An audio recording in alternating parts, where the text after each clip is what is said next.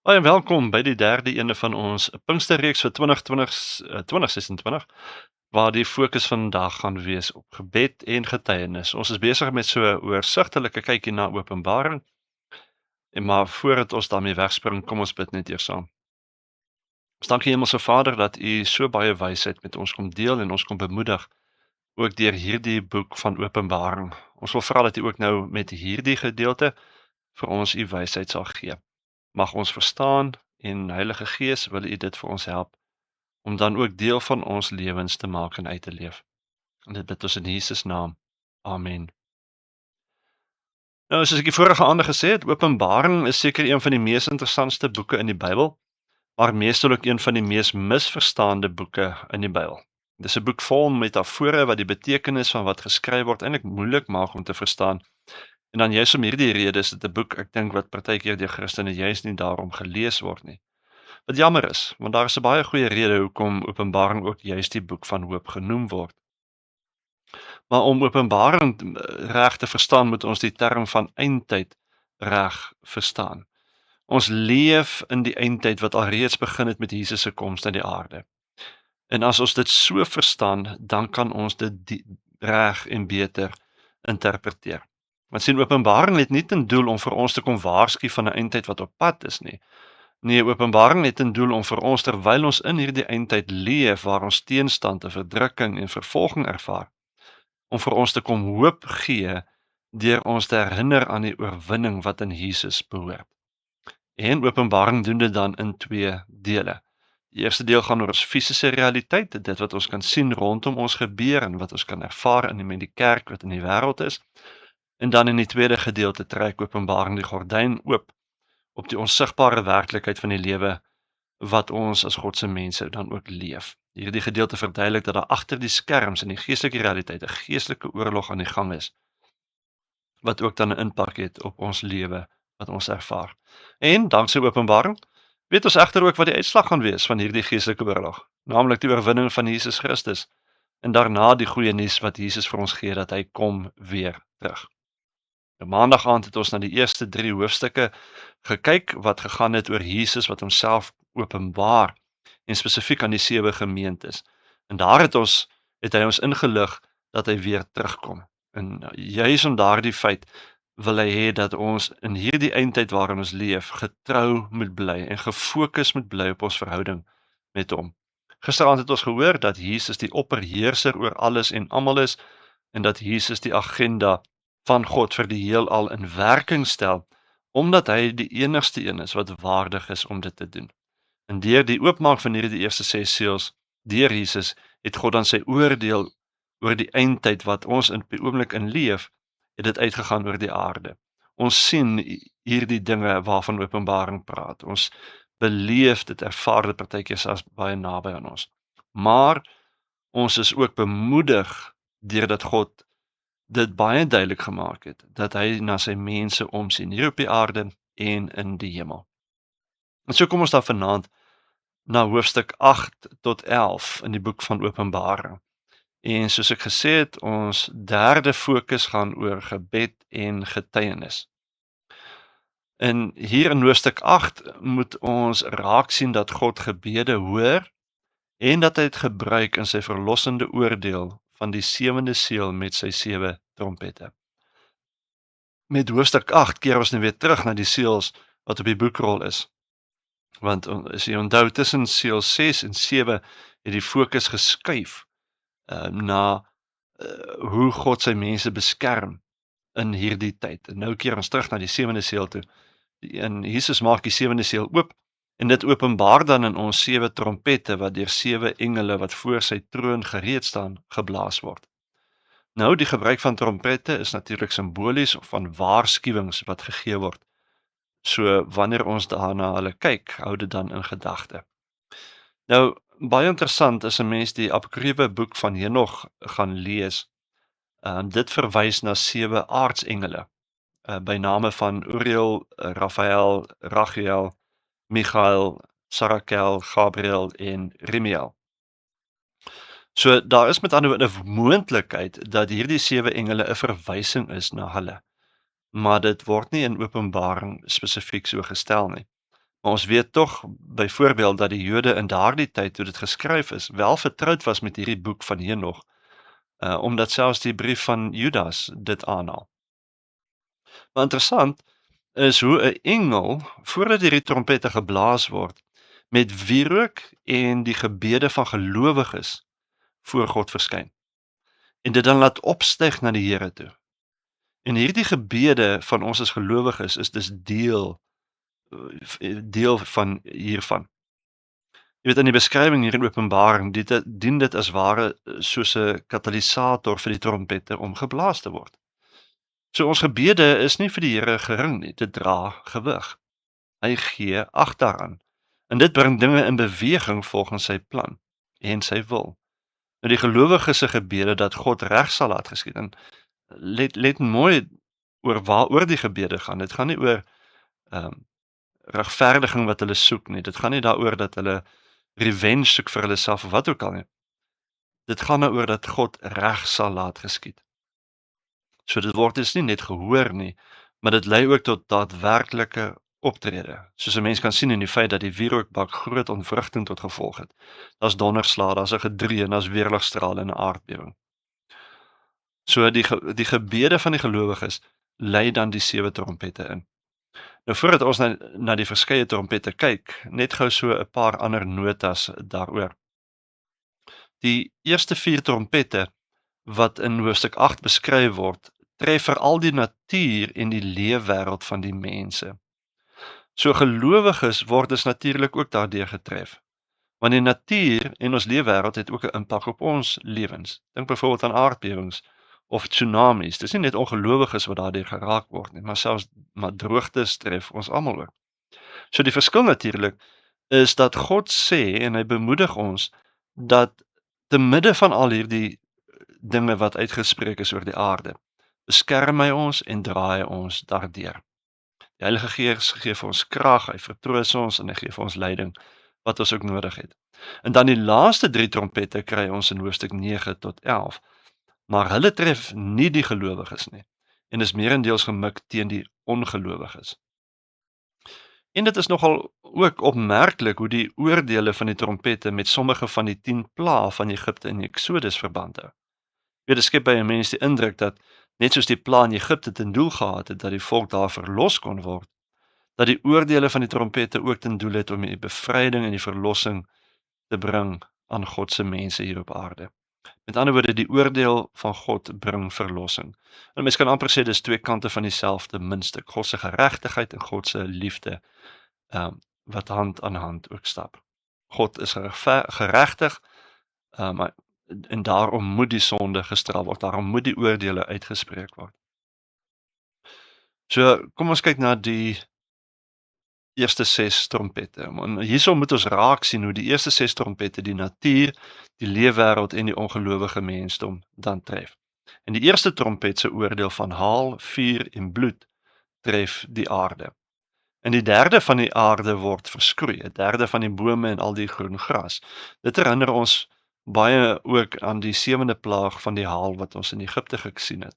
Die aarde en die natuur word hierso in chaos gedompel. En dit is gemik op die ekologie van die planteryk. Hierdie eerste trompet. En dan die tweede trompet se oordeel van 'n enorme vlammende berg wat die see tref. In 'n derde van die see, met ander woorde die soutwater word dan bloed. 'n derde van die seediere gaan dood en 'n derde van die skepe vergaan. Dit herinner ons aan die eerste plaag weer van bloed in Egipte byvoorbeeld. Maar hierdie is weer gemik op die ekologie van die oseane. Die derde trompet se oordeel is die van 'n brandende ster wat die varswater hierdie keer weer tref. En dan 'n derde van die riviere en die fonteine raak dan bitter wat dan die dood van baie mense veroorsaak. En dit herinner ons ook aan die eerste plaag van Egipte in die sin dat die varswater ook aangetast word. En hierdie is weer gemik op alles wat met die klimaat te maak het. Nou die 4de trompet se oordeel van verduistering tref die heelal. En 'n derde van die son, 'n derde van die maan en 'n derde van die sterre word getref wat dit donkerder in die dag en in die nag gemaak het. En dit herinner ons aan die 9de plaag van 3 dae duisternis in Egipte. En hierdie is weer gemik op die kosmos. Met ander woorde, die hele skepping word geraak deur die 4 trompette. Nou, as 'n mens gedink het dit is erg, om die ergheid van die volgende 3 trompette net meer uit te lig, word daar op hierdie punt dan beskryf van 'n arend wat in die lug vlieg en dan 'n weeklaag oor die ellende wat vir die mense op die aarde wag deur die volgende 3 trompette, dan is ware aankondig. Hy sê wee, wee, wee. So die oordeele van die 5de en die 6de trompet tref dan veral die mense wat nie die seël van God op hulle voorkoppe het nie. En waaraan laat die seël op die voorkop julle dink? Nogal aan die doop, né? Die tragedie is egter dat hierdie ongelowige mense, hulle kry net nie die kloutjie by die oor nie. Al hierdie dinge tref hulle. Hulle sien die oordeel van God raak in die ellendes wat hulle tref. Uh of altes hulle sien dit nie raak nie. Hulle dink is maar net natuurlik. Gevolglik kom hulle nie tot inkeer nie. Met die blaas egter van die 5de trompet, die eerste wee met ander woorde, is daar 'n ster wat uit die hemel op die aarde val wat die bodemlose diepte oopsluit of die onderaardse diepte oopsluit. Nou dit is waar die bose geeste en die demone gevange gehou is. Vervolgens natuurlik die verhaal ook van Legio in Lukas 8 vers 31. Maar dit is ook die tuiste van die dier uit die see en die Satan, soos wat ons later in Openbaring 13 en 20 gaan lees. Die ster wat hier te sprake is egter 'n engel of 'n boodskapper van God wat in opdrag van hom die boosheid op die aarde loslaat.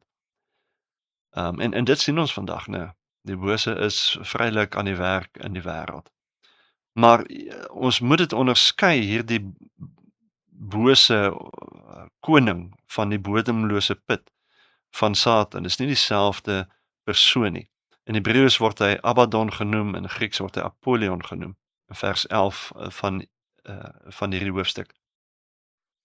En hierdie selfde engel tree dan in Openbaring 20 op om dan die draak, die duiwel en die Satan dan te bind binne in hierdie selfde bodemlose diepte.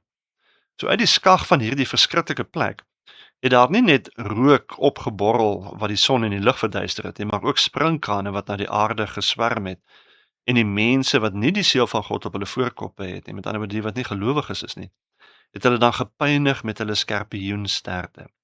En dit is 'n skrikwekkende visioen van die effek wat bose geeste en demone op mense het. Die sprinkane het soos perde gelyk wat vir die oorlog gepantser is met borsplate. En daarby het hulle goue krone op hulle koppe, hulle het mensgesigte, vroue hare en dan leeutande gehad. En dit herinner aan die sprinkane met ruiters waarvan Joël 2 praat, sowel as die 8ste plaag in Egipte. Nou, die feit dat hierdie oordeel 5 maande lank duur, dui nie soseer op die ongeveer jaarlange volle lewenssiklus van sprinkane, wat min of meer 10 maande as 'n eier en 2 maande as 'n nimfvoetganger en 'n maand as 'n volwasse sprinkaan is nie. Maar dit dui eerder op die feit dat die tyd wat hierdie bose op die aarde het, dat dit afgemeet en beperk is deur die Here self. Die Here het met ander woorde 'n beperking daarop geplaas wat die tyd betref. Nou waar die 5ste trompet die mense gepynig het, maak die oordeel van die 6ste trompet 'n derde van die mense dood. Die oordeel word waarskynlik deur dieselfde engel wat die wierookbak met die gebede van die heiliges op die aarde uitgegooi het, uitgevoer. En dit laat 'n ongekende krag van 4 engele los van die groot Efraat rivier af teen die mensdom in die vorm van 'n onsaglike aantal ruiters op perde wat met 3 pla verwoesting saai. Die kleure van die borsplate, vuurrooi, dieblou en swaalgeel, kom ooreen met die pla van vuur, rook en swaal. So dis hoekom hulle daai kleure gegee word, wat dan uit hulle monde uitborrel en die mense doodmaak. Hulle het ook satanistiese slangsterte en kragtige kake soos die van leeu's wat hulle dan teen die mense gebruik. En tog het die oordeel ook nog steeds geen effek op die res van die mensdom nie. Hulle gaan doeteenvoudig voort om die lewelose afgode wat hulle self gemaak het te aanbid. En daarmee saam ook nog demone wat eintlik oortredings is van die eerste tafel van die wet. En hulle kom nie tot inkeer van hulle wetsoortredinge wat ook die tweede tafel van die wet is nie. Maar 4 goed word hier genoem. Moorde, met ander woorde oortreding van die 6de gebod. Towery word genoem. Dis 'n parkamon, die towerspreuke en dwelms. Daar word onsedelike gedrag genoem. Dis nou die porneias. Dis die oortreding van die 7de gebod en weer eens onsedelike gedrag, die Grieks porneias, waar pornografie vandaan kom. En dan ook steelery is die 4de ding, natuurlik oortreding van die 8ste gebod. Kom ons kyk dan nou, ons beweeg aan na hoofstuk 10 toe. En hier moet ons verstaan dat ons moet betrokke raak by God se verlossingsplan wat hy in die tyd uitwerk deur die kerk.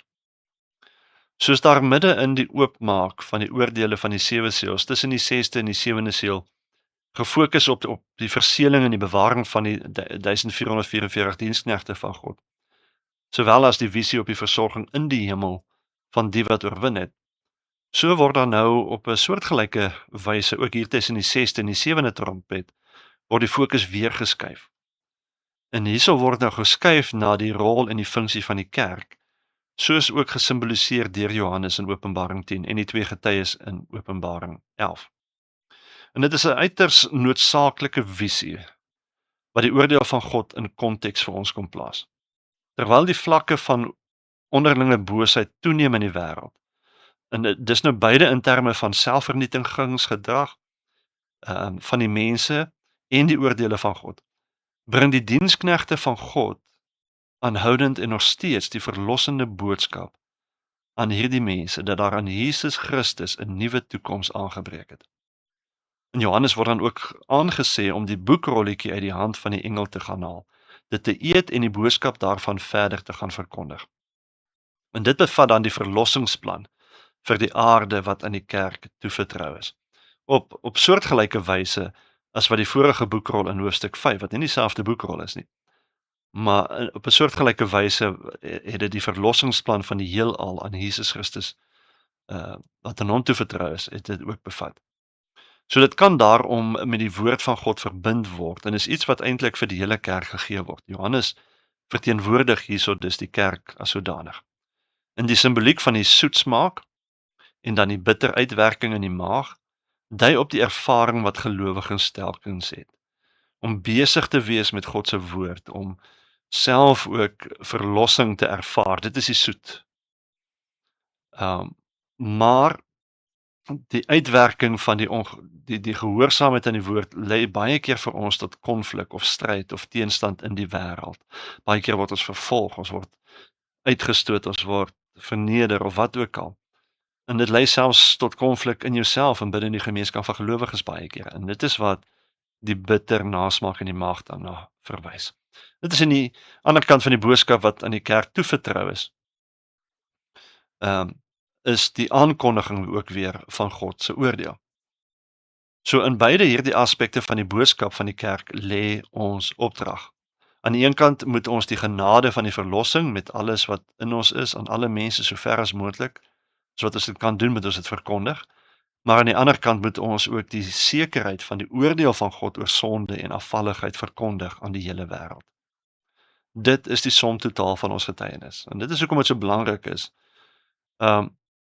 dat ons verkondig nie net 'n God van liefde nie. Daar's nie net genade nie, daar's oordeel ook. So ons moet met ander woorde God se geregtigheid ook verkondig. Ons kan met ander woorde nie sonde goed praat of aanvaar nie. En daarom is dit baie belangrik dat dit ook nodig is dat leiers of konings of wat ook al dit hoor, nie die gewone mense van die nasies van hierdie wêreld nie. So hoofstuk 10 fokus op die verkondigingstaak van die kerk, gesimboliseer deur die boekrolletjie wat Johannes van die sterk engel in ontvangs neem, dit internaliseer en dit dan verkondig. En dit bring ons by hoofstuk 11, waar ons word bemoedig deur die feit dat God steeds die kerk beskerm en sy heerskappy vestig deur ons getuienis. Hoofstuk 11 fokus nou op die bevestiging en die beskerming van gelowiges as God se eiendom. Ons sien dit byvoorbeeld simbolies in die tel van die aanbidders in die tempel in hoofstuk 11. En dan die inhoud van die getuienis van die kerk, gesimboliseer natuurlik deur die 2 getuies wat 'n priesterlike getuienis is en 'n koninklike getuienis, dis hoekom maar 2 van hulle is. Of jy kan ook dit sê, dit is die getuienis van die wet en die getuienis van die profete, wat martelaarskap na binne sowel as bekering na buite tot gevolg het. Die beskerming beteken natuurlik nie dat hulle van fisiese gevare en bedreigings beskerm word nie. Gelowiges was nog steeds blootgestel aan teenstand en selfs martelaarskap. maar hulle verhouding met God word deur God self in stand gehou, sodat ons nie geestelike skade opdoen nie. Die twee getuies voer God se verkondigingsopdrag uit vir 'n bepaalde tyd en dis 42 maande. Soos vers 2 sê, dis 3 en 'n half jaar. Of 1260 dae, soos vers 3 sê, dis ook nog steeds 3 en 'n half jaar lank. Die tydperk wat 3 en 'n half jaar lank is 'n simbool van 'n tyd van swaar kry.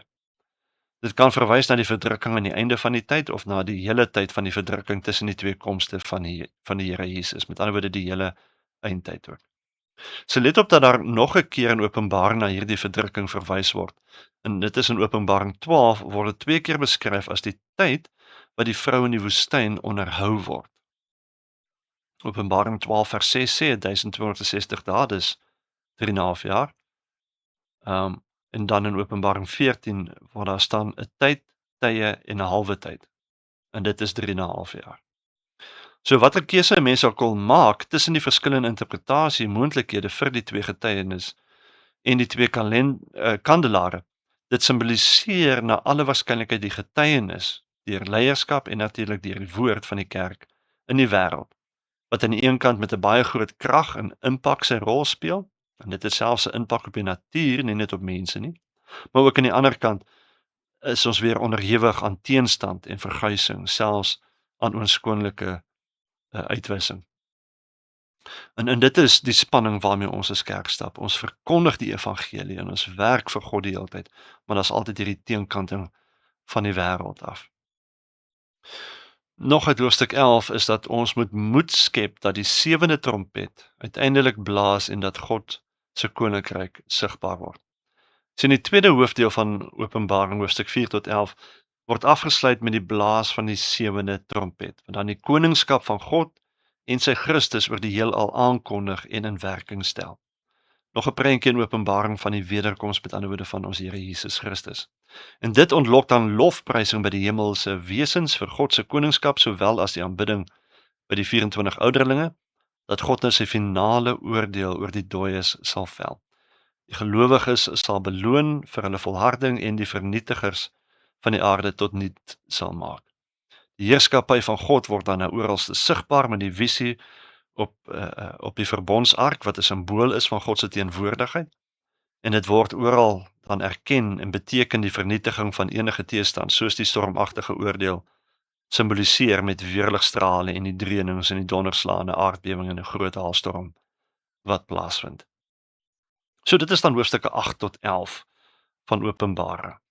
Hoofstuk 8 verduidelik dat God reageer op die gebede van sy mense, met die oordeel oor die aarde en juis verlossing te bring aan sy mense. Hoofstuk 8 en 9 verduidelik hoe die 6 trompette dan verder bydra tot oordeel oor die aarde en veral ook die ongelowiges. Hoofstuk 10 maak dit baie duidelik dat die kerk moet getuig oor die verlossingswerk van God en oor die oordeel van God, en dat ons mense juis moet inlig oor die verlossingsplan wat God ook vir hulle het, sodat hulle ook nog die geleentheid het, die kans het om tot bekering te kan kom in hierdie eindtyd. In hoofstuk 11 eindig ons gedeelte dan deur ons weer eens te bemoedig, deur ons te herinner dat God die kerk beskerm en dat sy heerskappy deur ons getuienis dan ook gevestig word, waarna God se koninkryk dan sigbaar word na die blaas van die 7de trompet, die tweede wederkoms of die wederkoms van Jesus, sy tweede koms. So ons word bewus van die gewig wat ons gebede en ons getuienis wat dit dra. Nie net hier op die fisiese wêreld nie, maar ook in die geestelike realiteit daar voor die troon van God. En daarom word ons aangemoedig om ernstig om te gaan met hierdie werk wat aan die kerk gelos word, hierdie getuienis. Môre aand kyk ons dan na die 4de fokus, dis Openbaring 12 tot 14, en dit gaan oor God beskerm sy kerk. So ons nooi julle uit om by ons aan te sluit dan môre vir die volgende boodskap. Baie dankie dat jy by ons was. Mag jy 'n lekker geseënde aand verder hê.